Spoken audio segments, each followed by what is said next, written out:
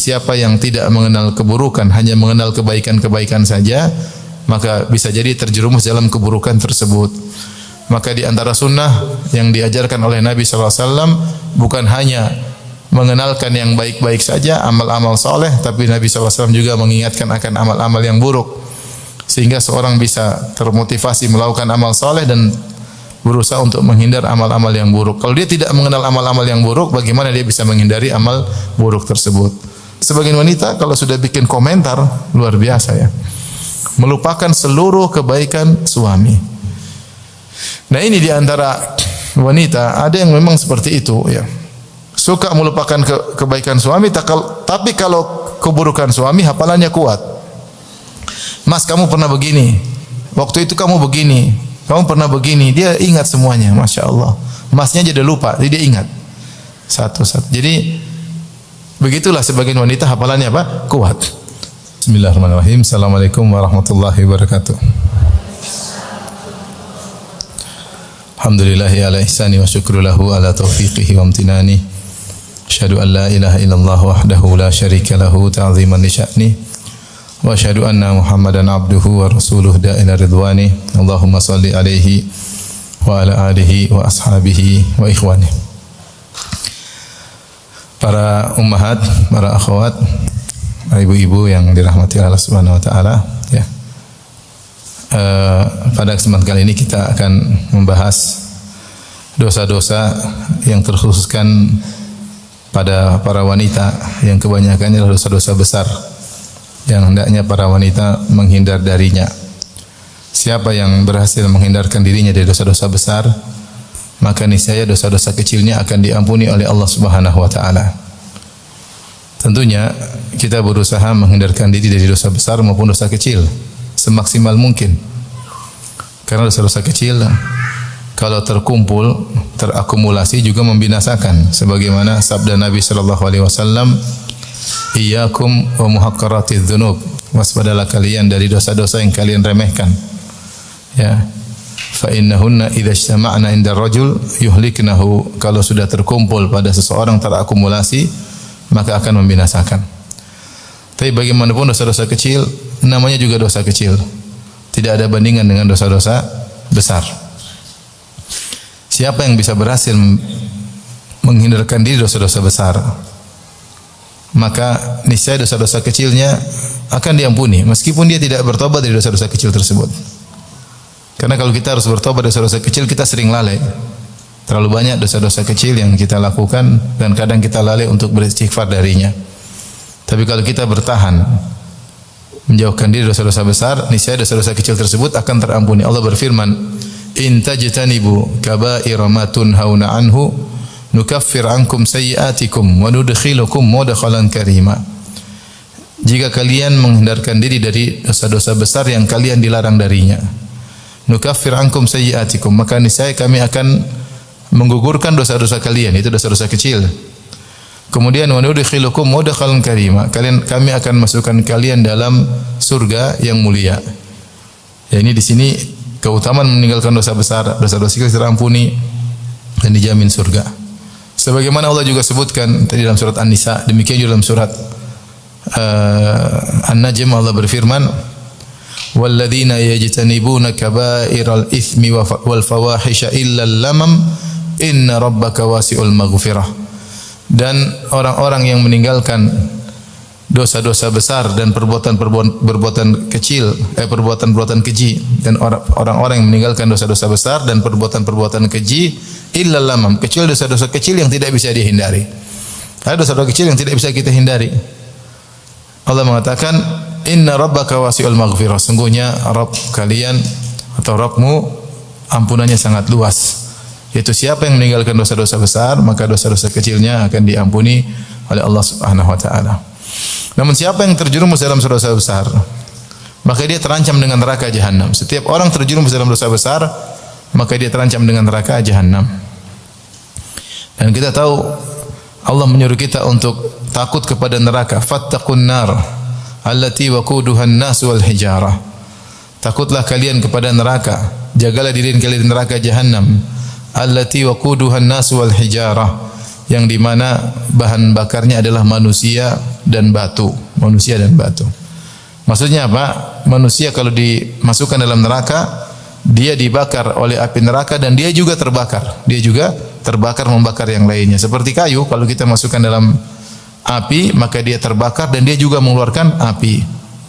Sehingga bahan bakar neraka adalah manusia dan batu. Kalau di dunia ada namanya batu bara, itu bahan bakar, maka di neraka ada batu yang lain yang lebih dahsyat panasnya.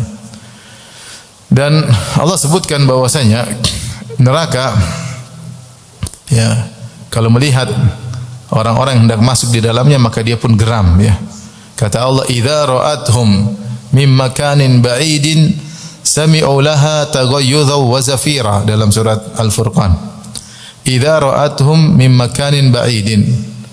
Kalau neraka melihat mereka dari tempat yang jauh, jadi orang-orang yang masuk neraka sebelum masuk dilihat oleh neraka dari jauh. Kata Allah, jika neraka melihat mereka, sami'u laha taghayyuzan wa zafira, maka mereka dari kejauhan sudah mendengar kemarahan neraka, suara geram neraka, ya. Itu neraka ingin segera melahap mereka. Bahkan dalam surat Al-Mulk kata Allah Subhanahu wa taala, ya, kata Allah Subhanahu wa taala, "Takadu tamayyazu minal ghaiz." Takadu tamayyazu minal ghaiz. Hampir-hampir neraka lepas. Itu ketika ada orang dimasukkan, dia hampir lepas, ingin segera melahap. Belum sampai ingin segera dia lahap. Ya, takadu tamayyazu, hampir-hampir dia lepas minal ghaiz, karena saking marahnya, saking murkanya. Oleh karenanya neraka menanti para penghuninya. Sebagaimana kalau kita bilang surga merindukan penghuninya, maka neraka juga menanti orang-orang yang akan masuk di dalamnya. Waliyadzubillah. Oleh karenanya pada kesempatan kali ini, ibu yang dirahmati Allah Subhanahu wa taala, kita akan bahas beberapa dosa yang merupakan dosa-dosa khusus wanita dalam rangka untuk kita jauhi, ya. Karena sebagian orang terjerumus dalam dosa-dosa tersebut karena tidak tahu, tidak tahu. Ya, maka kita perlu mengenali dosa-dosa tersebut untuk kita hindari. Sebagaimana perkataan seorang penyair, "Araftu syarra la li syarri walakin litawaqqihi." Aku mengenal keburukan bukan untuk melakukan keburukan, akan tapi untuk menghindarinya. "Faman lam ya'lif syarra minal khair yaqa' fihi." Siapa yang tidak mengenal keburukan, hanya mengenal kebaikan-kebaikan saja, maka bisa jadi terjerumus dalam keburukan tersebut. Maka di antara sunnah yang diajarkan oleh Nabi SAW bukan hanya mengenalkan yang baik-baik saja, amal-amal soleh, tapi Nabi SAW juga mengingatkan akan amal-amal yang buruk, sehingga seorang bisa termotivasi melakukan amal soleh dan berusaha untuk menghindar amal-amal yang buruk. Kalau dia tidak mengenal amal-amal yang buruk, bagaimana dia bisa menghindari amal buruk tersebut? Seorang penyair juga berkata, "Kaifa yattaqi man la yadri ma yattaqi?" Bagaimana seorang bisa menghindar dari sesuatu yang dia tidak tahu apa sesuatu tersebut?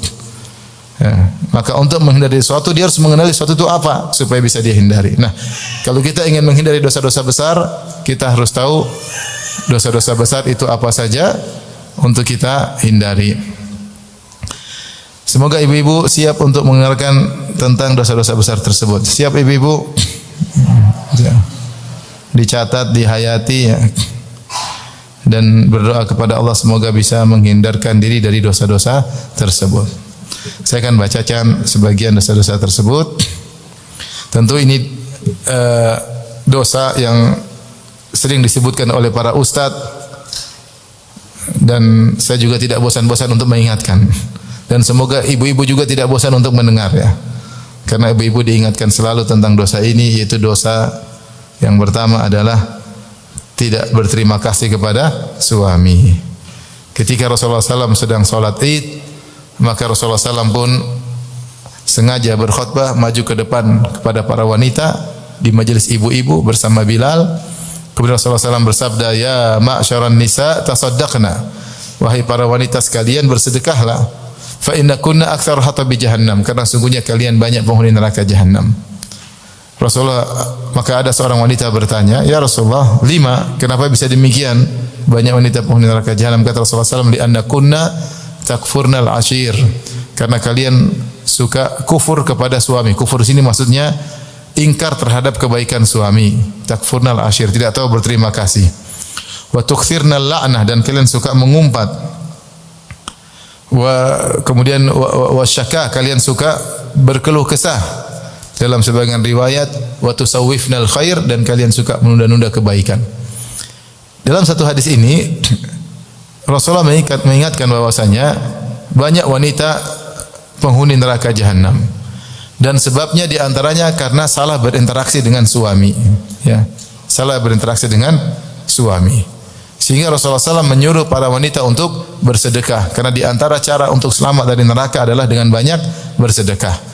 Maka ketika itu para wanita pun, para sahabiat pun melepaskan anting mereka, melepaskan cincin mereka, lantas mereka lemparkan ke Bilal untuk bersedekah demi selamat dari neraka jahanam.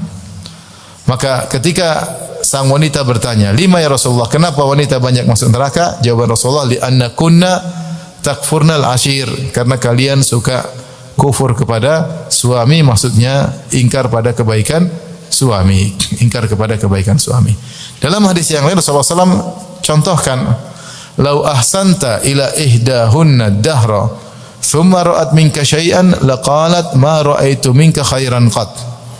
Kalau salah seorang dari kalian, wahai suami, berbuat baik kepada istrinya setahun penuh, kemudian sang istri melihat suaminya melakukan satu kesalahan, maka dia langsung komentar, "Ma ra'aitu minka khairan qat." Aku tidak pernah melihat kebaikan sama sekali darimu. Ini contoh seorang istri lupa dengan kebaikan apa? Suami. Ingkar dengan kebaikan suami. Maka ibu-ibu hati-hati.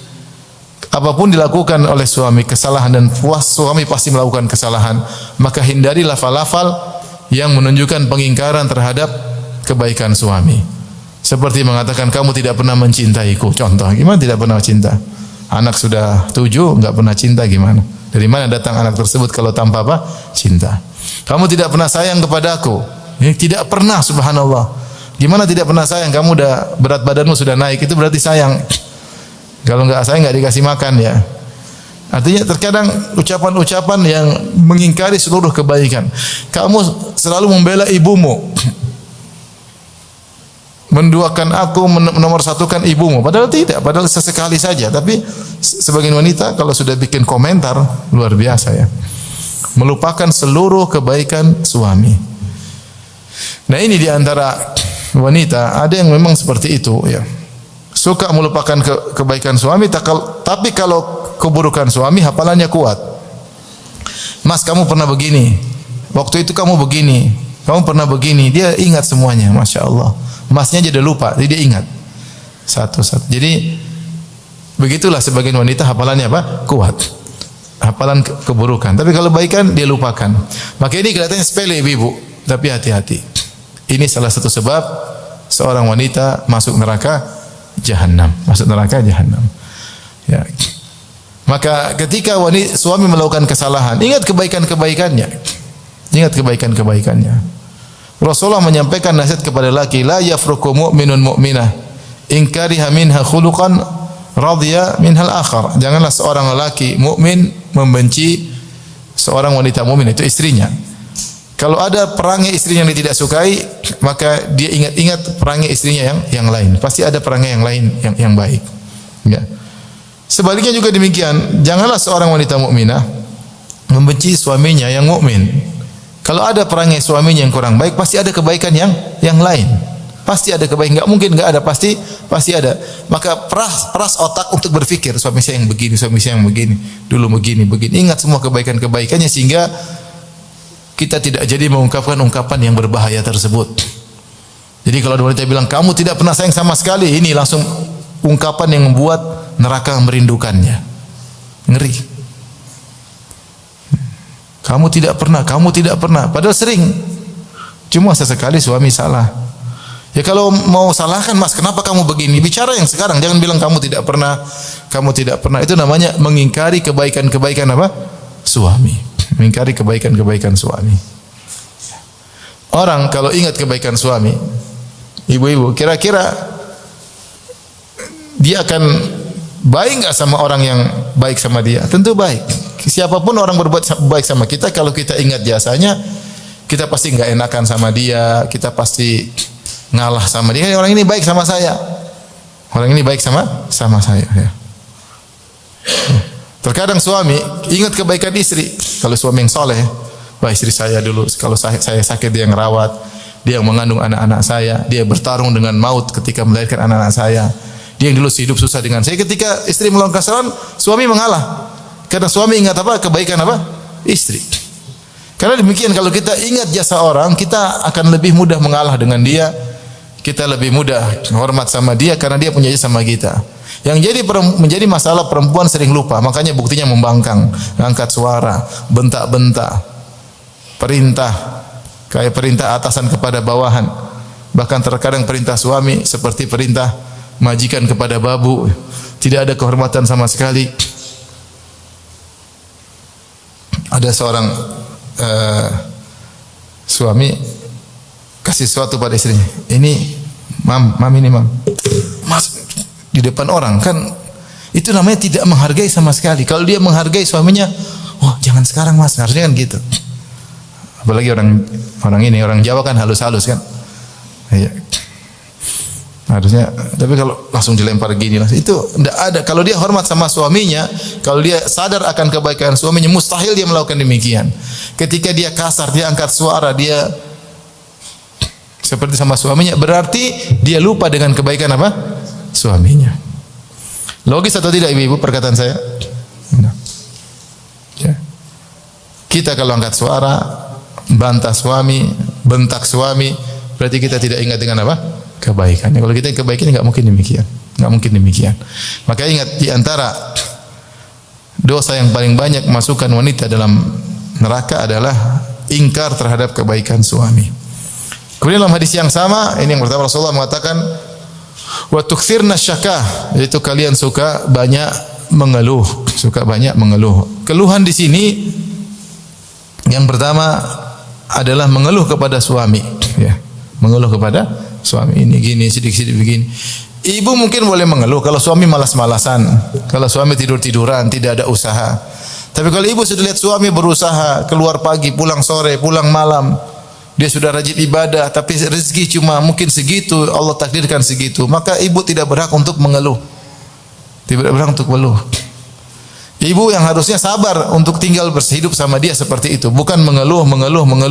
Kecuali kalau suami malas-malasan, ya silakan mengeluh. Kamu punya kewajiban ngurus saya, ngurus anak. Kamu kewajiban kasih makan saya, nafkahi saya dan anak-anak.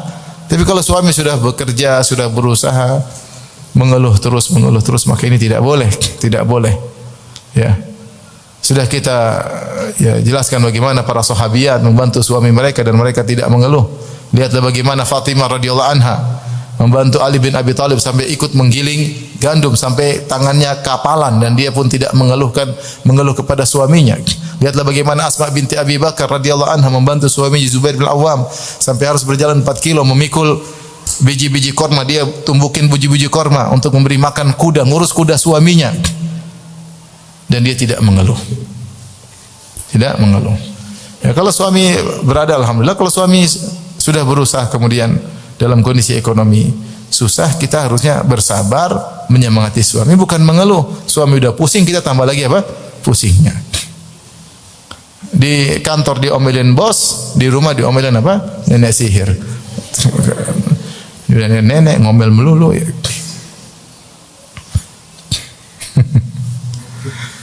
Sampai katanya ada orang Jawa cerita sampai ada suaminya jengkel sama istrinya, dia bilang apa mas?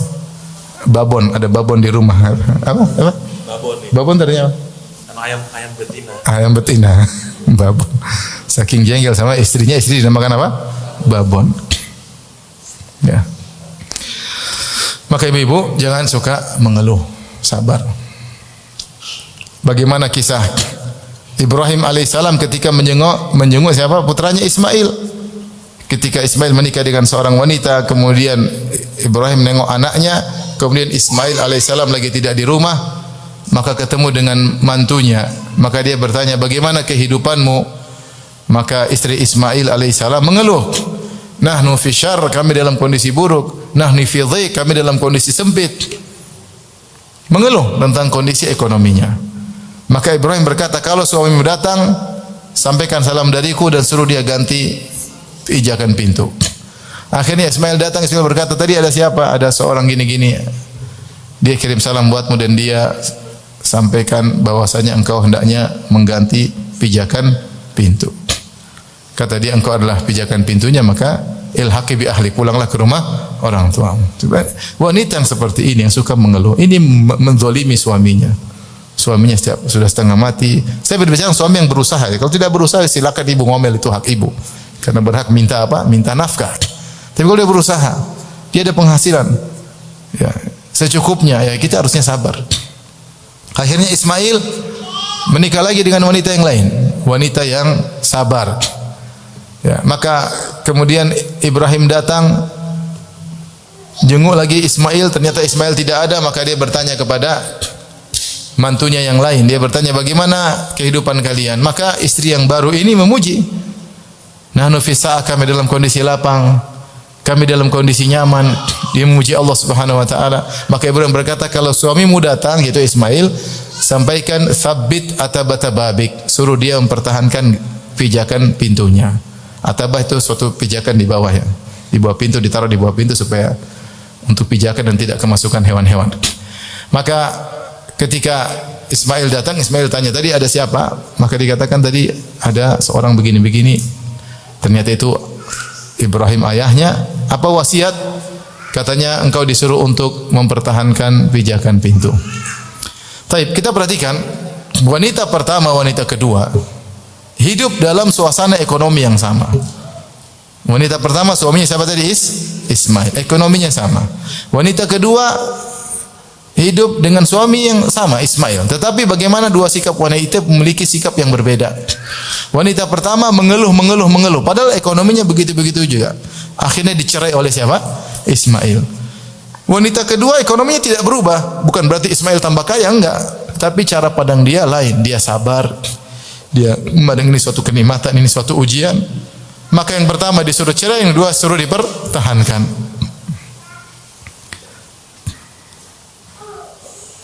Kalau ada laki-laki datang sama Ustaz, istri saya gini ngeluh, gini terus. Gimana Ustaz? Saya ganti galang pintu? Enggak itu. Itu kalau Ismail, kau bukan Ismail, paham? Maksud saya wanita kalau suka ngeluh itu mengesalkan, paham? Menjengkelkan, bikin suami cepat mati, cepat tua. Iya. Ngomel melulu, ya. Ngomel melulu. Ngeluh melulu, tidak pernah ridho, tidak pernah qanaah. Suami begini menderita, ya. Kolesterolnya cepat naik, gulanya cepat naik, jantungnya lebih cepat berdetak, akhirnya cepat bertemu dengan Rabbul Alamin.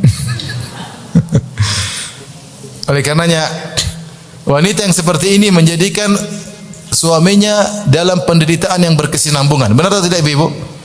Benar. Coba ibu kalau di rumah ngomel melulu sehari 3 kali. Suami menderita bertahun-tahun sama ibu. Dia mengalami penderitaan yang berkesinambungan. Kira-kira zalim enggak wanita seperti ini?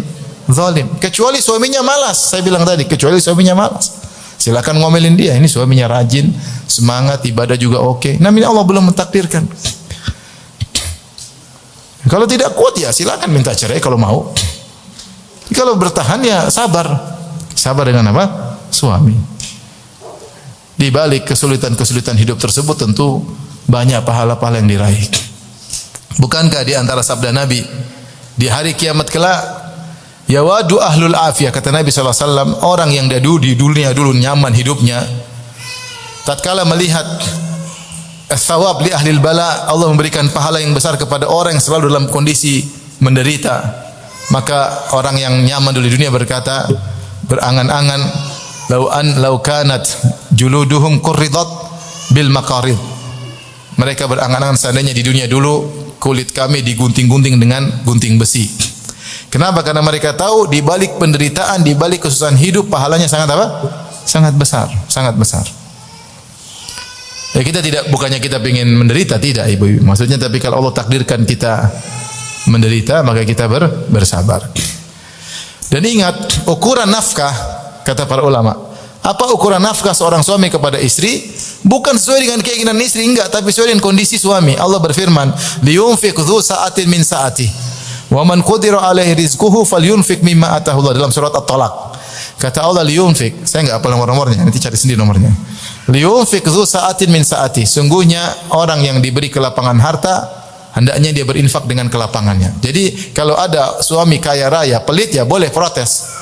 Karena Allah menyuruh orang yang hartanya lapang hendaknya berinfak dengan kelapangan hartanya.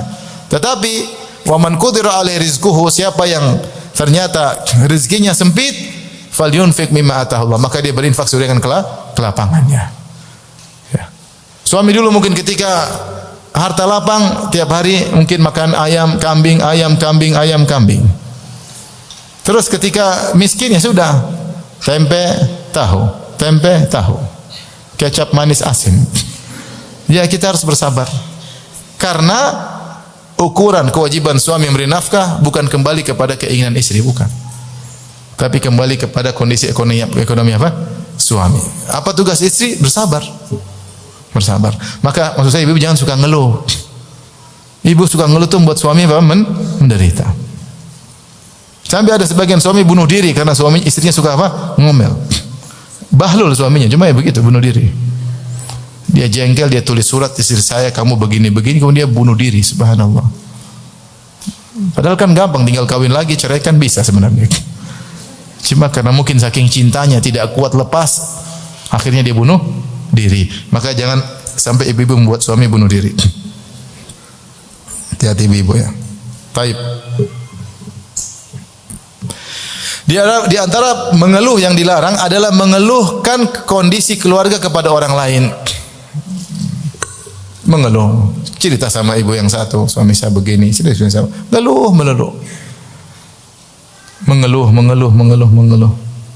Ya. Rasulullah sudah sebutkan dalam hadis, orang yang jika ditimpa faqah, ditimpa penderitaan, kemudian dia keluhkan kepada manusia, hampir-hampir tidak ada solusi. Tapi kalau dia sampaikan kepada Allah, Allah akan kasih apa? Solusi. Ibu belajar kalau ada masalah bangun malam angkat tangan nangis, insya Allah ada solusi. Belajar seperti itu. Jangan sedikit ada masalah ngomong sama tetangga. Sedikit ada masalah telepon sama kakak adik. Sedikit masalah lapor sama mama dan bapak. Ya. Akhirnya satu keluarga semua menyerang suami. Kasihan. Oleh karenanya jangan suka mengeluh.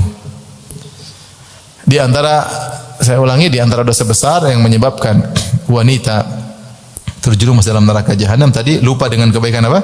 Suami. Yang kedua suka apa? Suka mengeluh. Mudah-mudahan ibu-ibu tidak demikian.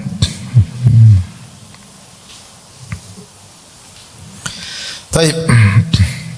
Di antara sifat wanita yang juga mendatangkan kemurkaan Allah Subhanahu wa taala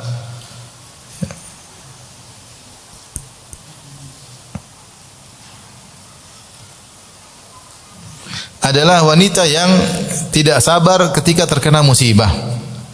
Dalam hadis riwayat Muslim, Rasulullah SAW bersabda, "An-naihatu idza lam ta'tub qabla mautiha tuqamu yaumal qiyamati wa 'alaiha sirbalun min qatiran wa dir'un min jarab." Sungguhnya an-naihah itu wanita yang meratap, menangis dengan teriak-teriak, meratapi orang yang meninggal, mungkin anaknya meninggal, mungkin suaminya meninggal, mungkin kakaknya meninggal, mungkin ibunya meninggal, mungkin kawannya meninggal. Kemudian dia meratap. Kata Nabi, kalau dia tidak bertobat sebelum dia meninggal dari perbuatan ratapannya tersebut, maka dia akan dibagikan pada hari kiamat kelak, kemudian disiksa, diberikan pakaian yang terbuat dari tembaga yang panas atau cairan logam yang panas, dan diberikan juga pakaian yang menimbulkan gatal yang luar biasa pada tubuhnya. Ya. Ini salah satu hukuman bagi wanita yang suka meratap. Apakah lelaki juga kalau meratap dihukum dengan hukum ini? Jawaban iya. Tetapi Rasulullah menggunakan lafal an-naihatu, wanita yang meratap, karena dosa ini biasanya dilakukan oleh apa? Wanita. Lelaki biasanya kuat bertahan menghadapi ujian, biasanya tidak kuat adalah apa? Wanita. Ya, maka seorang wanita belajar untuk menerima keputusan Allah Subhanahu wa taala. Lihatlah bagaimana contoh Ummu Sulaim radhiyallahu anha ketika putranya meninggal, Abu Umair, maka justru suaminya yang kurang sabar, dia malah lebih sabar. Dalam hadis yang sahih, ketika Abu Umair putranya yang masih kecil, mungkin sekitar usia 4 tahun atau 5 tahun, sakit, Maka bapaknya itu suaminya Ummu Sulaim yang bernama Abu Talha radhiyallahu anhu sering bertanya, karena ini anak mereka satu-satunya, bagaimana anak kita? Bagaimana anak kita? Sampai akhirnya anaknya sakit dan akhirnya meninggal dunia. Ketika meninggal dunia, maka Ummu Sulaim segera memandikan, mengkafankan, ya, dan menyiapkan dirinya untuk menjelaskan kepada suaminya. Akhirnya suaminya datang. Dia tahu suaminya sangat sayang kepada putranya. Dia bertanya, bagaimana anak kita? Maka Ummu Sulaim berkata, lebih tenang daripada sebelumnya. Lebih tenang daripada sebelumnya. Maka suaminya menyangka bahwasanya anaknya sembuh atau lebih sehat. Ternyata lebih tenang, maksudnya sudah meninggal apa? Dunia. Maka Ummu Sulaim segera masakkan makanan yang enak sehingga suaminya segera makan dengan lahap. Kemudian dia segera berhias dengan pakaian yang indah sampai suaminya berhasrat. Akhirnya dia gauli istrinya tersebut. Abu Talha menggauli istrinya. Setelah itu baru dia kabarkan, setelah suaminya hilang syahwat perutnya dan hilang juga sudah tersalurkan syahwat kemaluannya, maka dia bilang bahwasanya putra kita sudah meninggal dunia. Tapi apa dia sampaikan? Dia bilang, perhatikan, wahai suamiku, bagaimana menurutmu jika ada orang menitipkan suatu barang, kemudian yang dititipkan menggunakan barang tersebut, kemudian akhirnya orang yang menitipkan barang tadi suatu hari meminta kembali barangnya, apakah yang dititipkan berhak menolak? Tentunya tidak berhak. Oh, itu barang sudah diuntungkan dia dititipkan dan bisa dia gunakan. Ketika mau diambil kembali hendaknya tidak boleh menolak. Maka kemudian Ummu Sulaim berkata, demikianlah putra kita juga titipan Allah Subhanahu wa taala. Yang memiliki putra kita lebih tahu yang terbaik bagi putra kita. Ini wanita, saya baca hadis ini menakjubkan Ummu Sulaim. Karena yang lebih tidak sabar adalah suaminya. Sehingga perlu disabarkan oleh apa? Istrinya. Banyakan wanita sebaliknya tidak sabar, justru suaminya yang menyabarkannya. Maka ibu-ibu perlu beriman dengan takdir, dengan iman yang benar. Sehingga kalau terkena musibah, sabar. Maka kalau terkena musibah jangan lupa langsung mengatakan apa? Qadarullah wa ma syaa fa'al. Qadarullah, ini semua takdir Allah. Kalau kena musibah jangan lupa segera mengucapkan inna lillahi wa inna ilaihi raji'un. Kalau terkena musibah jangan lupa langsung mengucapkan alhamdulillah ala kulli hal. Ya. Sebagian wanita tidak, terkena musibah maka dia meronta-ronta. Sudah meronta-ronta, kemudian boneka anaknya dia taruh di depan kamarnya, tiap hari dia lihat. Apa enggak nangis terus-menerus? Ya. Justru dia membuat dirinya mengingat kesedihan melulu. Maka jika wanita tidak sabar dengan musibah, kemudian dia robek-robek bajunya, dia meronta-ronta, teriak-teriak, wanita ini kalau tidak bertobat maka akan dimasukkan dalam neraka jahanam. Maka belajar untuk menerima takdir Allah. Setiap kita terkena musibah, latihan. Kita bilang inna lillahi wa inna ilaihi raji'un. Ada piring pecah, bilang apa? Inna lillahi wa inna ilaihi raji'un. Kita milik Allah, apalagi cuma piring. Ya. Ada anak jatuh, berdarah, inna lillahi wa inna ilaihi raji'un, ya. Langsung ingat kepada Allah Subhanahu wa taala.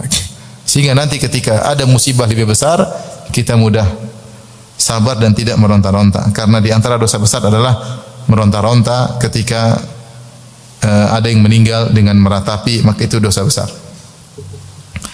Taib.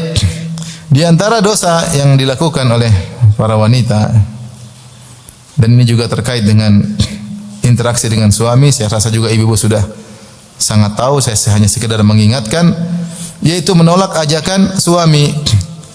Idza batatil mar'atu hajiratan firasha jauziha. Kata Nabi sallallahu alaihi wasallam, jika seorang wanita tidur dalam kondisi menjauhi tempat tidur suaminya, la'anat hal malaikatu hatta tusbih, maka malaikat akan melaknatnya sampai pagi hari. Dia tidak mau tidur dengan suaminya, dia tidur di kamar yang lain misalnya. Ya. Saya tahu ada suatu keluarga seperti itu. Suaminya punya kamar sendiri, istrinya punya kamar sendiri. Ini apa suami seperti ini, rumah tangga seperti ini? Ya namanya suami istri harusnya tidur bersama. Ini suaminya punya kamar sendiri, istrinya punya kamar sendiri. Lebih parah daripada itu, bertahun-tahun suaminya punya rumah sendiri, istrinya punya rumah sendiri. Ini apa seperti ini? Ini namanya rumah tangga main-main. Ya. Rumah tangga itu suami istri tidur dalam kamar yang sama. Satunya istrinya tidak mau tidur sama suaminya, tidur sama kucingnya. Waliyadzubillah. Suaminya berangan-angan jadi kucingnya. Karena istrinya tidur sama kucing melulu.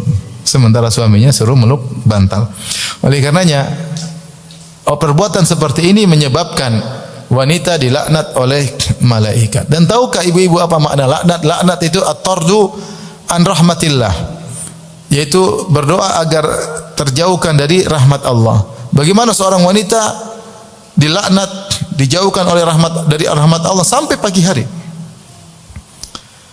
Sama halnya seperti kalau diajak untuk bergaul, kata Nabi sallallahu alaihi wasallam, idza da'a ar-rajulu imra'atahu ila firashihi fabata ghadban la'anatal malaikatu hatta tusbih. Jika seorang suami mengajak istrinya untuk berhubungan, kemudian istrinya tidak mau tanpa ada alasan syar'i, maka malaikat melaknatnya sampai pagi hari. Dalam riwayat yang lain, illal ladzi kana fis sama' sakhitan 'alaiha, kecuali yang di langit itu Allah Subhanahu wa taala murka kepada wanita tersebut. Ibu sering dilaknat enggak? Ya ibu yang lebih tahu, saya enggak tahu. Kalau sering menolak ajakan suami, maka ibu sering dilaknat. Maka saya khawatir wanita yang sering menolak ajakan suami, akhirnya dia jauh dari rahmat Allah, suka maksiat, sukanya duniawi terus pikirannya, nonton film-film yang enggak benar, lihat dunia pikirannya pindah dari akhirat. Kenapa? Karena dia terlaknat. Terlaknat apa? Terjauhkan rahmat Allah, membuat hatinya semakin jauh dari akhirat, hatinya duniawi terus. Sebabnya karena dia tidak mau memenuhi ajakan apa? Suami. Ibu-ibu kasihan sama suami itu sudah banyak ujiannya di luar sana. Ya.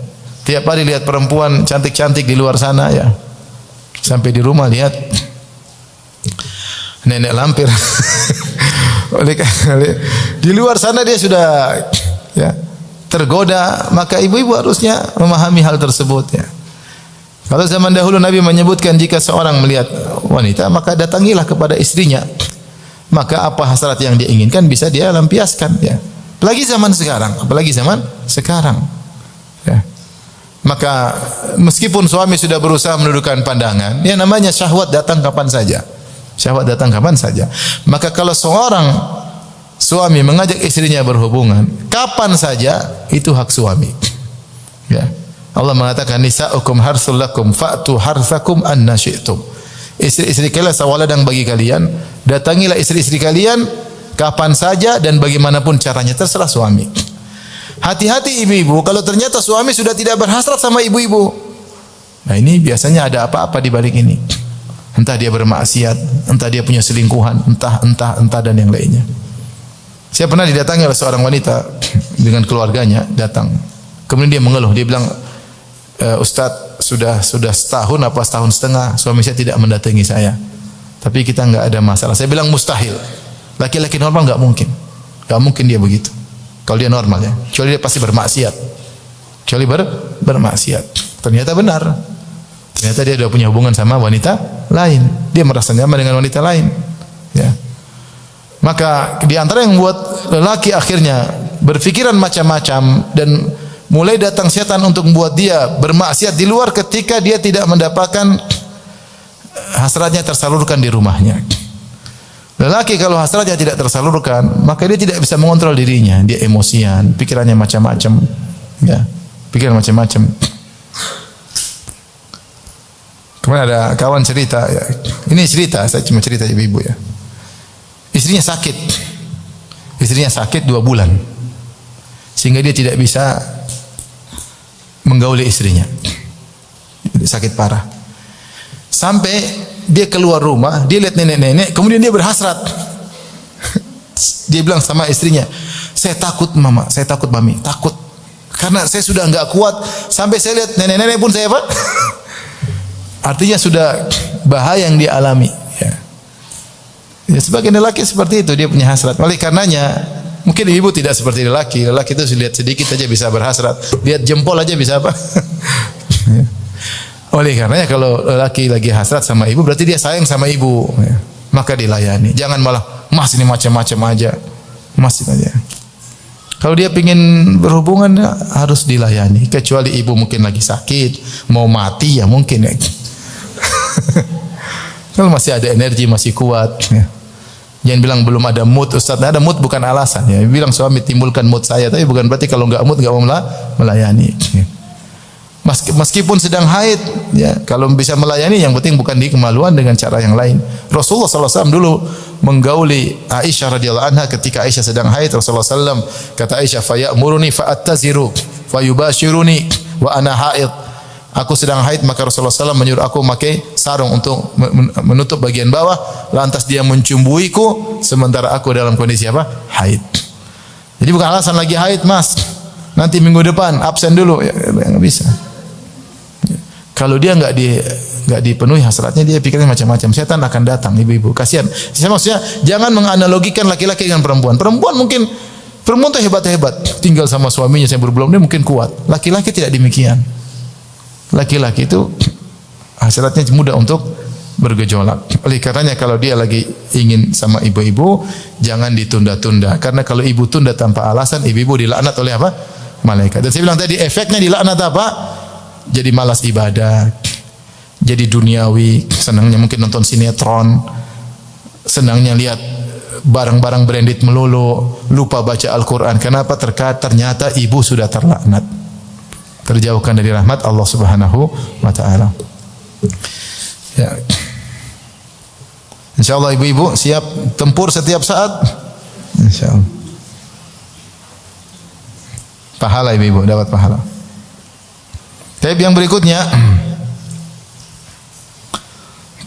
di antara dosa besar yang disebutkan tentunya, insyaallah ini jauh dari ibu-ibu sekalian, yaitu zina, ya, selingkuh, zina. Rasulullah sallallahu alaihi wasallam melihat di alam barzah, ya, ada semacam tanur, yaitu yang di bawahnya lebar, dalamnya kecil, ada api dinyalakan dari bawahnya, kemudian di situ dikumpulkan zunat dan azawani, para pezina lelaki, para pezina wanita dikumpulkan kemudian dibakar dalam tanur, dalam tungku yang seperti itu. Itu baru azab di alam barzakh, dan dilakukan demikian sampai hari kiamat. Ini baru azab muqaddimah. Maka berhati-hati jangan sampai berzina, selingkuh. Sekarang ini namanya syahwat, bukan hanya menyerang laki-laki, juga wanita juga bisa saja digoda dengan syahwat. Dan banyak lelaki buaya di luar sana, ya, yang dia ingin menggoda istri orang, dan makan mungkin dia bangga bisa menggoda istri orang, atau mungkin dia hanya tertarik dengan istri orang. Maka jangan ada yang merasa aman. Meskipun ibu-ibu bercadar, hati-hati. Dan terkadang mereka tidak bisa masuk dari offline, mereka bisa masuk lewat apa? Online. Hati-hati, dikirim japri, di DM. Maka sebisa mungkin ibu-ibu jauh dari medsos, itu lebih baik. Sebisa mungkin tidak punya akun, itu lebih apa? Lebih baik, ya. Hidup lebih bahagia insyaallah, hidup lebih tenteram. Demi Allah, orang yang tidak sering mengikuti berita, artinya mengikuti seperlunya aja, dia akan lebih tenteram, dia akan lebih bahagia. Karena kebahagiaan letaknya di hati. Kalau di hati ini penuh dengan berita macam-macam, berita ini, berita anu, berita ini, berita anu, belum lagi syahwat maksiat, maka kebahagiaan semakin hilang dari hatinya. Maka hati-hati, ya. Karena perzinahan terjadi, saya tidak berbicara kepada orang awam, bahkan kasus-kasus kita dengar dari bahkan wanita yang sudah bercadar, syaitan bisa menembus, ya. Kalau bukan dengan cara langsung, dengan cara online, ya. Waliyadzubillah. Maka hati-hati ibu-ibu, jangan pernah membuka celah untuk berinteraksi dengan lelaki siapapun, ya. Kalau harus berinteraksi dengan laki-laki, maka di samping suami. Ya, sebagian wanita masya Allah melakukan misalnya jual beli. Ya, kalau memang ada tawar menawar, sebaiknya hati-hati, karena ada aja orang yang menggoda. Ada yang menggoda, maka kalau dikhawatirkan berbahaya, maka hendaknya chattingan pun di samping apa? Suami. Ya. Dan kalau wanita sudah dizinai, dicampakkan. Demikian yang sering terjadi. Ya. Taib. Yang berikutnya,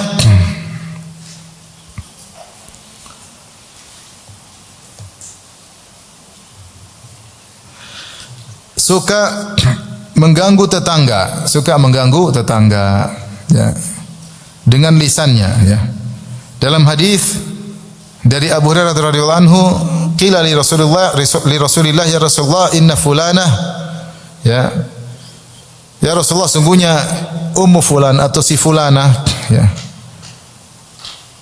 suka salatnya, ya, suka salat, suka sedekah, ya. Tusalli wa tasum, dia sering salat sunnah, taqumul lail, sering salat malam, kemudian sering salat, sering puasa sunnah, kemudian wa tatasaddaq, suka bersedekah. Wa fi lisaniha syai'un yu'dhi jiranaha, tetapi dia suka ganggu tetangganya. Padahal dia rajin salat malam, kemudian dia rajin puasa sunnah, rajin bersedekah, tapi suka menyakiti apa? Tetangga dengan lisannya.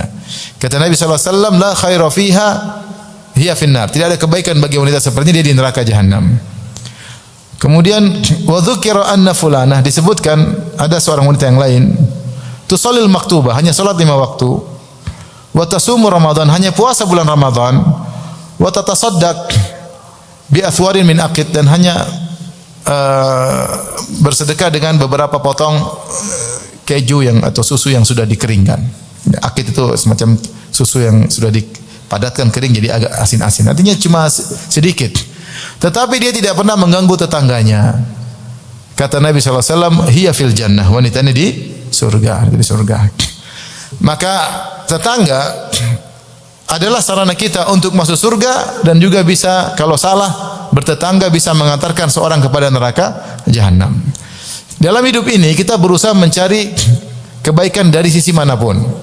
Ibu-ibu kan punya tetangga kan tidak banyak ya, paling berapa rumah sebelah kanan, berapa rumah sebelah kiri, tetangga yang terdekat. Maka cari pahala dengan bertetangga, bikinkan kue, kirim kue kepada mereka. Ya. Kalau pulang dari suatu kota beli oleh-oleh meskipun sederhana, kasihkan kepada mereka. Itu pun ibu-ibu kan jalan-jalan mungkin setahun paling 3 kali, enggak banyak-banyak. Iya, 3 kali pun sudah terlalu banyak ya. Ya. Oleh karenanya untuk berbuat baik kepada tetangga tidak susah.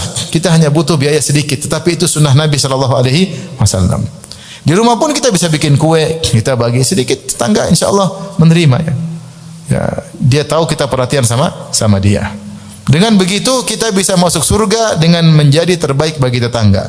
Namun sebaliknya, kalau kita salah berinteraksi dengan tetangga, kita bisa masuk neraka jahanam. Di antaranya dengan mengganggu tetangga dengan lisan. Kita hina dia, kita rendahkan dia, kita ngerumpiin dia pada tetangga yang lain. Tetangga ngelapor, kamu dijelek-jelekan sama ibu itu, sehingga dia tersakiti bertetangga dengan kita. Kita sering mengganggu, maka itu sebab masuk neraka jahanam. Kenapa? Berbuat buruk kepada tetangga dosanya berlipat-lipat dari berbuat buruk kepada orang lain. Rasulullah SAW bersabda, atau makna hadisnya, mencuri dengan 10 orang ya lebih baik daripada mencuri dari apa? Tetangga. Berzina dengan sekian banyak wanita masih lebih baik daripada berzina dengan istri apa? Tetangga. Maka kalau ngerumpi atau menggibah atau menjelek-jelekan orang lain sama-sama buruk, tapi masih lebih mending daripada menjelekkan apa? Tetangga. Tetangga punya hak istimewa. Sampai Rasulullah SAW bersabda, la yazal Jibril yusini bil jar hatta dhanantu annahu sayuwarrithuhu. Senantiasa Jibril alaihissalam mengingatkan aku tentang perhatian terhadap tetangga sampai aku menyangka bahwasanya tetangga akan menjadi ahli waris. Maka ibu-ibu kalau punya tetangga mulai jalin apa? Kebaikan. Datangi, kasih kue. Tidak usah banyak omong nanti repot. Bikin kue kasih. Ini cuma sedikit, ini mohon diterima ya. Assalamualaikum sudah. Ketemu salam. Kalau lebaran jangan lupa hampiri. Ya, jangan lupa untuk mengucapkan selamat lebaran. Kalau ada hadiah pulang dari luar kota belikan. Kita paling berapa sih? 10 orang sekitar. Mungkin terlalu jauh kita enggak mampu. Beli 10 hadiah. Beli gudeg Jogja 10 bungkus, bagi-bagi. Beli strudel Malang ya, bagi-bagi. Strudel apa stradel enggak tahu. Ya. Beli pancake durian bagi sedikit-sedikit, enggak usah banyak-banyak. Beli bakpia Jogja 10 bungkus kasih. Mungkin setahun 2 kali itu pun sudah memberi pengaruh kepada tetangga sehingga hubungan menjadi apa? Jadi baik. Saya punya kawan, dia baru pindah rumah. Tetangganya sangat enggak tahu lihat dia dengan pandangan buruk. Muka masam kalau ketemu dia bingung, ini saya salah apa, padahal dia merasa tidak bersalah. Maka dia belikan oleh-oleh yang banyak, dia kasih tetangga tersebut. Setelah itu sikapnya jadi apa? Berubah. Manusia itu suka dikasih oleh-oleh meskipun dia kaya raya, apalagi kalau miskin ya. Kalau kaya raya dikasih hadiah pun dia senang, karena semua gratisan itu menarik. Oleh karenanya ibu, jangan sampai punya masalah sama tetangga. Sekarang ibu cek, adakah saya menyakiti tetangga? Karena saya ulangi, menyakiti tetangga Itu dosanya jauh lebih besar daripada menyakiti orang lain. Sampai Nabi tadi mengatakan berzina dengan banyak wanita masih lebih ringan dari berzina dengan satu wanita istri tetangga. Mencuri dari banyak orang dosa besar, sangat besar, tapi masih lebih ringan daripada mencuri barang dari rumah tetangga. Sama, ngerumpi, menjatuhkan harga martabat orang lain buruk, dosa, tapi lebih parah kalau mengganggu apa? Tetangga. Maka hati-hati jangan mengganggu tetangga dengan lisan ya. Percuma salat malamnya, percuma puasa sunnahnya, tapi lisan tidak bisa dijaga. Taib, di antaranya yang kelihatannya sepele, termasuk dosa besar adalah menzalimi hewan. Datang hadis secara khusus tentang wanita yang masuk neraka gara-gara menzalimi kucing. Kata Rasulullah SAW, dakhalat imra'atun nar fi hiratin habasatha hatta matat. Ya. Ada seorang wanita masuk neraka gara-gara mengekang kucing sampai mati, tidak dikasih makan. La hiya at'amatha wa la hiya tarakatha ta'kulu min khashasil ard. Harusnya dikasih makan, dia tidak kasih makan dan dia pun tidak melepaskan kucing tersebut cari makan sendiri. Ini sebagian wanita suka punya kucing, suka punya hewan, tapi tidak diperhatikan. Kalau kita tidak bisa perhatikan hewan, jangan pelihara hewan, biarkan dia bahagia di luar sana. Ketemu dengan teman-temannya, ini kita ambil hewan, kita taruh ya. Kadang kita kebiri, kadang kita mandulkan, kadang kita terus kita tidak kasih makan sampai akhirnya mati, maka ini adalah bentuk zalim kepada hewan ya. Maka hati-hati jangan sampai menzalimi hewan. Hewan apa yang sering dipelihara oleh ibu-ibu? Kucing. Terus udah kucing aja ya. Maka apa lagi? Kelinci apalagi mudah mati kelinci. Hati-hati. Kalau sebelum mati jadikan sate masih mending. Ya, bermanfaat, tapi dibiarkan tidak dijadikan sate sampai mati, ini saya takut dosa. Saya takut dosa ya. Dan itu ngomongin juga anak-anak, jangan sampai demikian ya. Anak-anak kadang-kadang senang punya hewan tapi tidak bisa pelihara. Anak saya kemarin nangkap bunglon. Saya aja pegang bunglon, jijik dia tangkap bunglon. Nabi bunglon dimasukkan di toples. Saya bilang kasih makan, kalau enggak dosa. Sudah bi, dikasih sawi, makan enggak? Makan. Besok saya ketemu lagi, hati-hati, kasih makan enggak? Dosa loh. Mending lepasin, kasihan. Enggak, saya kasih makan bi. Saya ingatin belum namanya, anak-anak lupa. Terus saya kemarin dia telepon saya, anak saya, Abi, bunglon adik di mana? Abi enggak tahu. Kok enggak ada di toples? Dia mungkin berpikiran saya lepas. Enggak, Abi enggak tahu. Ya, berarti mungkin pergi sendiri. Ya udah biarin aja ya. Jadi hati-hati ya, jangan kita belikan kucing buat anak-anak kemudian kita cuekin, akhirnya kita juga ikut menzalimi kucing apa? Tersebut. Kelihatannya sepele tetapi pernah menyebabkan seorang wanita masuk neraka jahanam, dan ini peringatan bagi kita semua, jangan pernah menzalimi orang lain. Kalau menzalimi kucing saja bisa bikin masuk neraka, apalagi menzalimi orang lain. Hidup ini jangan sampai menzalimi. Pastikan kita tidak ada masalah sama orang. Ya, saya sering sampaikan hal ini kepada semua teman-teman. Hidup ini pastikan tidak punya masalah sama orang. Kalau kau punya masalah sama orang, pastikan kau yang benar, dia yang salah. Jangan sampai sebaliknya, kau yang salah, dia yang benar. Karena kezaliman berbahaya. Az-zulmu zulumatun yaumal qiyamah. Kezaliman itu mendatangkan kegelapan bertubi-tubi pada hari kiamat. Menzalimi kucing bisa bikin masuk neraka, apalagi menzalimi manusia. Taib. Di antara dosa yang terkait dengan wanita, yaitu wanita yang meniru-niru lelaki. Rasulullah SAW bersabda, ya, la'anallah al-mutashabbihin minar rijal bin nisa wal mutashabbihat minan nisa bir rijal.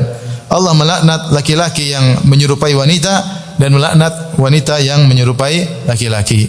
Maka jangan melakukan hal-hal yang merupakan kebiasaan apa? Laki-laki. Jangan berpakaian dengan berpakaian laki-laki ya. Jangan melakukan gerakan-gerakan yang merupakan gerakan laki-laki. Jangan berusaha berjalan seperti cara jalan laki-laki ya. Kecuali dari sananya, ternyata dia agak apa namanya? Kalau perempuan laki-laki namanya apa? Tomboy, agak tomboy ya.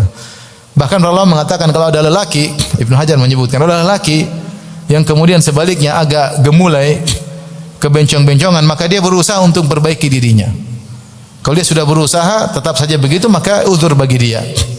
Adapun dia sengaja untuk melemah gemulaikan gerakannya, memiring-miringkan ucapannya seperti wanita, maka ini terlaknat, ya, terlaknat. Bahkan merubah namanya, ya, ini terlaknat jadi seperti nama wanita, ya. Siapa namamu? Sari. Sari siapa? Sarifuddin, ya. Merubah namanya. Mau saya jangan sampai seorang laki-laki berlenggak-lenggok seperti wanita, dan jangan wanita gagah perkasa seperti apa? Laki-laki. Main sama laki-laki kemudian tidak boleh. Ini semua wanita tetap menjaga kegemulaiannya, lelaki berusaha menjaga keperkasaannya. Ya, oleh karenanya baju-baju atau pakaian yang itu pakaian khusus laki-laki maka tidak boleh dipakai oleh wanita. Namun sekarang jarang wanita meniru laki-laki. Banyak laki-laki yang meniru apa? Wanita. Pakai anting-anting lah di telinga lah, anting-anting di hidung laki-laki. Ya. Repot. Taib. Dosa berikutnya yang keberapa ibu? Adalah yang sering kita dengar, yaitu yang berhias, merias diri namun dengan hal yang dilarang. Rasulullah bersabda, la'anallah al-washimat wal mustawshimat. Allah melaknat wanita yang mentato dan wanita yang minta untuk ditato. Ya. Wal wasilat wal mustawsilat. Allah melaknat wanita yang menyambung rambut dan wanita yang minta disambung rambutnya. Wan namisat wal mutanammisat. Dan Allah melaknat wanita yang mencukur alisnya dan wanita yang minta untuk dicukur alisnya. Wal mutafallijat lil husn. Dan Allah melaknat wanita yang menjarangkan giginya. Zaman dahulu giginya dikasih jarang, dikikir, dijarangkan supaya menjadi lebih indah. Al mughayyirati khalqallah, yang telah merubah ciptaan Allah Subhanahu wa taala. Ini adalah dosa besar yang mendatangkan laknat Allah. Ada seorang wanita bertanya kepada Nabi, putrinya rambutnya sering berguguran. Maka dia ingin menyambung rambut putrinya supaya menyenangkan suaminya karena kurang suka rambut istrinya berguguran. Rasulullah larang. Padahal dia melakukan sambungan rambut tersebut untuk suaminya yang halal baginya. Itu pun dilarang oleh Nabi. Bagaimana lagi seorang wanita berhias untuk selain suaminya? Ini yang buat suaminya saja dilarang. Karena putrinya rambutnya berguguran, dia ingin sambung rambut putrinya supaya suaminya lebih senang. Rasulullah bilang, la'anallah al-wasilah wal mustawsilah. Allah melaknat wanita yang menyambung rambut dan minta untuk disambung rambut. Wanita saja kalau suaminya suruh cukur bulu alismu, cukur, terus kasih spidol, tetap tidak boleh. Tidak boleh. Ya. Itu suaminya yang minta, apalagi dia berhias untuk dia buka di laki-laki yang bukan apa? Suaminya. Untuk suami tidak boleh. Maka wanita yang suka dengan kecantikan, keindahan, tidak boleh dia ingin menyenangkan suaminya dengan hal-hal yang diharamkan oleh Allah Subhanahu wa taala. Di antaranya al-washimat wal mustawshimat, bikin tato sinilah, tato nama suami di sinilah, tato apa. Ini semua dilarang, bahkan dilaknat. Bahkan sampai gigi yang dikikir. Gigi yang dikikir, zaman dahulu orang ada gigi kalau nempel mungkin kurang bagus, dikikir sehingga agak rapi, kelihatan lebih indah. Ini dianggap oleh Nabi merubah ciptaan Allah Subhanahu wa taala. Enggak boleh. Oleh karenanya gigi tidak boleh diotak-atik. Dalam rangka untuk berindah enggak boleh. Dia hanya boleh diotak-atik kalau tidak normal. Contoh seperti sumbing, ya, diperbaiki, ya. Atau gigi monyong begini maka diperbaiki, tidak apa-apa. Atau gigi numpuk-numpuk, itu tidak apa-apa diperbaiki karena untuk dikembalikan kepada normal. Tapi kalau gigi sudah indah, tetap aja pasang kawat, padahal sudah indah, tidak ada masalah apa-apa. Tidak monyong juga tidak, maka ini tidak boleh termasuk merubah ciptaan Allah Subhanahu wa taala. Ya. Nah, wanita suka merubah-rubah fisiknya. Ya. Ini contoh hidung, ada sebagian orang hidungnya sudah mancung, dioperasi supaya lebih apa? Lancip. Ya, kayak wanita bule potan ya. Sebagian bibirnya dioperasi sehingga membelai dikit. Kenapa? Supaya kelihatan menantang, macam-macam, bergairah lah, macam-macam. Setan semua itu, setan semua. Sebagian wanita dioperasi biar ya, diambil dari ya. Padahal nggak ada masalah, dia normal-normal aja. Normal-normal aja. Hidup dalam khayalan. Kemudian dia sudah rubah sini, suaminya selingkuh. Waliyadzubillah. Bukan itu, ya, cari hati suami dengan bertakwa kepada Allah, berhias dengan hiasan yang boleh. Ya.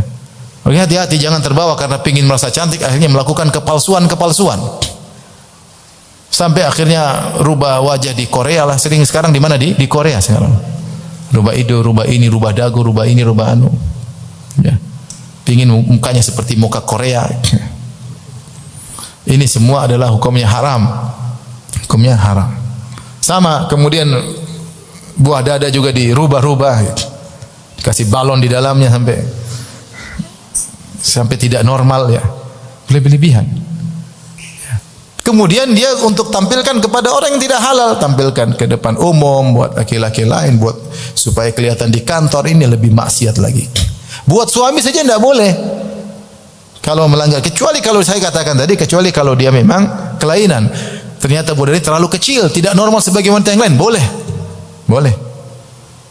Atau terlalu besar maka dikecil karena tidak normal, boleh. Kalau selama tidak normal atau sakit diperbaiki itu boleh. Tapi kalau sudah biasa-biasa normal, diperindah menurut pandangan dia atau keinginan suaminya, tidak boleh. Suaminya biasa lihat yang aneh-aneh, kemudian pingin istrinya buah dadanya besar, gara-gara dia terlalu lihat yang haram-haram, tidak boleh ikut keinginan suami, nggak boleh. Ini normal suamiku, apa yang tidak normal? Kenapa terlalu ingin ikut khayalan apa? Suaminya. Maka ini hukumnya haram, merubah ciptaan Allah Subhanahu wa taala. Ya. Fala yughayyirunna khalqallah. Fala amurannahum, kata iblis berjanji, aku akan memerintahkan hamba-hamba Allah, yaitu hamba-hambamu keturunan Adam. Fala yughayyirunna khalqallah, maka mereka benar-benar akan merubah ciptaan Allah. Itu semua iblis, setan. Ibu kurang ini. Bayangkan seorang wanita dia operasi hidungnya. Kemudian sudah mancung, dibuat agak lancip. Terus tiap tahun maintenance ke Korea, coba. Tahun lagi Korea lagi. Bikin. Udah mulai dower lagi, bikin lagi. Maintenance lagi. Belum kalau timbul bengkak-bengkak macam. Ini semua godaan syaitan. Ibu-ibu, benar saya tidak pungkiri bahwasanya kecantikan perlu, tapi tidak boleh seorang melakukan kecantikan lebih dari yang dibolehkan oleh syariat. Siapa yang melakukannya maka dia terancam dengan neraka jahanam. Yang berikutnya di antara dosa yang terkait dengan wanita adalah wanita keluar rumah pakai parfum supaya dicium oleh laki-laki lain. Pakai parfum boleh jika untuk suaminya. Seorang wanita kalau pakai parfum untuk suaminya, mandi parfum pun boleh, enggak ada masalah. Atau dia pakai parfum untuk sesama wanita, di acara wanita, kumpul-kumpul wanita, enggak ada masalah. Tapi dia pakai parfum supaya dicium oleh lelaki, maka ini dosa besar. Kata Nabi sallallahu alaihi wasallam, "Ayyuma imra'atin ista'tarat thumma kharajat famarat ala qaumin yajidu minha rihaha fahiya zaniyah." Wanita mana saja pakai parfum, kemudian dia keluar dari rumahnya, melewati sekelompok laki-laki agar mereka mencium aroma tubuhnya, maka dia wanita pezina. Saya kalau lagi jalan sama keluarga, tahu-tahu hampir rata-rata perempuan lewat parfumnya. Dia udah jalan lewat, parfumnya masih apa? Ketinggalan. Hampir rata-rata perempuan seperti itu. Apalagi kalau tidak berjilbab, pasti pakai parfumnya banyak. Kalau kita masuk lift, tahu-tahu ada perempuan masuk, liftnya langsung apa? Semerbak. Dan itu bisa menggugah hasrat. Menggugah apa? Hasrat. Oleh karena kalau sedang umrah dilarang pakai parfum karena bisa menggugah apa? Hasrat.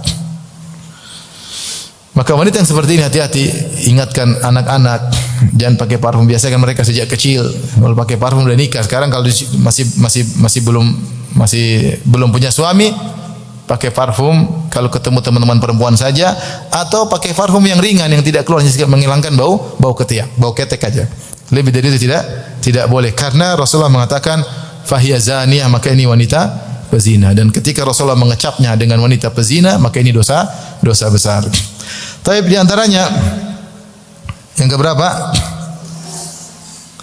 11.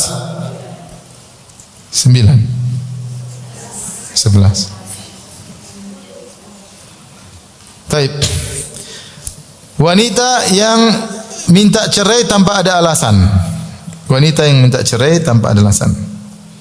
Rasulullah SAW bersabda, Ayyuma imra'atin sa'alat zawjaha talaq min ghairi ma ba'sin fa haramun 'alaiha raihatul jannah. Wanita mana saja yang minta cerai dari suaminya tanpa ada alasan syar'i, maka haram baginya wangi surga. Ini ancaman berat. Jadi surga dari kejauhan sudah bisa dicium aromanya. Dari kejauhan sudah dicium aromanya. Belum sampai mungkin entah berapa ratus kilo sudah kecium aromanya. Ini jangankan masuk surga, cium aroma aja enggak. Ini hukuman berat. Kenapa? Karena dia minta cerai tanpa alasan syar'i. Minta cerai tanpa alasan syar'i sih dosanya, apalagi dengan alasan tidak syar'i.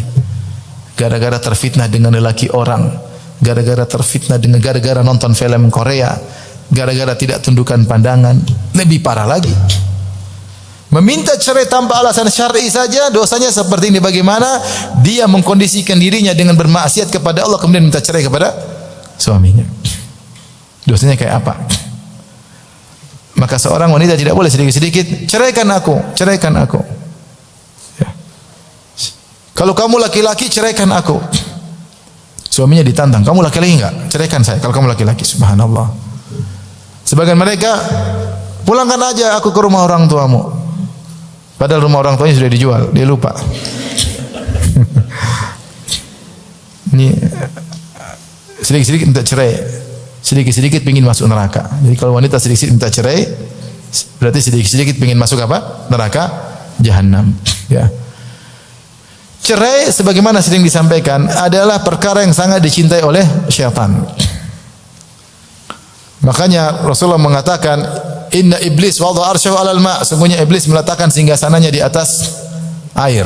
Tsumma ba'atha sarayahu. Kemudian dia kirim pasukan-pasukan setan-setan untuk menggoda.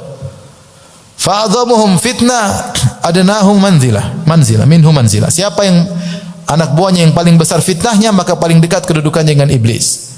Kemudian setelah anak buahnya menggoda, mereka lapor. Satu bilang, iblis saya sudah begini-begini. Kata iblis, belum. Satu lagi lapor, iblis saya sudah bikin manusia begini, anak Adam begini. Kata iblis, belum. Sampai ada satu setan bilang, ya iblis, la azalu bihi hatta farraqtu bainahu wa baina zaujati. Saya terus menggodanya sampai saya pisahkan dia dengan istrinya. Kata iblis, ni'ma anta, ente setan top, ente setan paling top.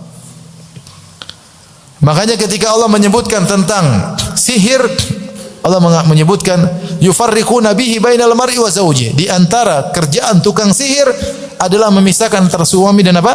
Istrinya. Betapa banyak sihir begitu. Bikin suami kalau lihat istri jadi jelek mukanya.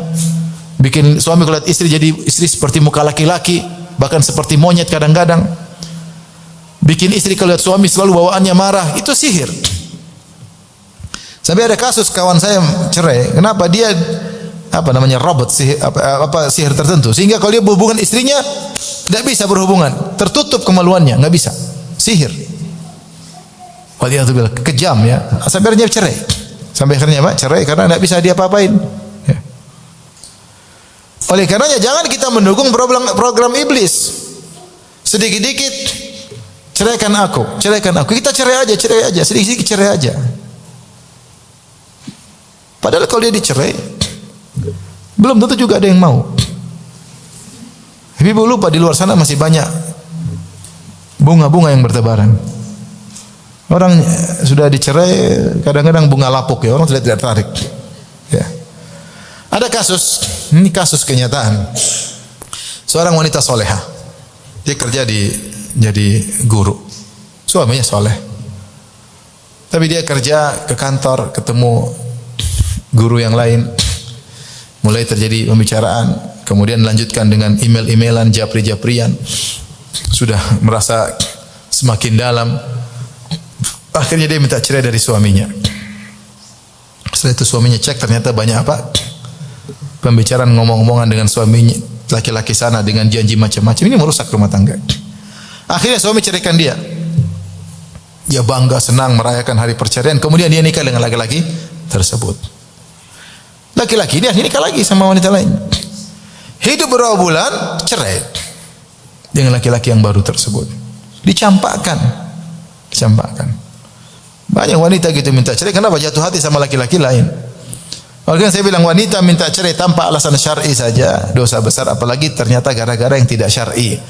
gara-gara tontonan, gara-gara hubungan yang tidak benar dengan laki lain, gara-gara menjalin cinta lama dengan kekasih yang lama, gara-gara waliyadzubillah.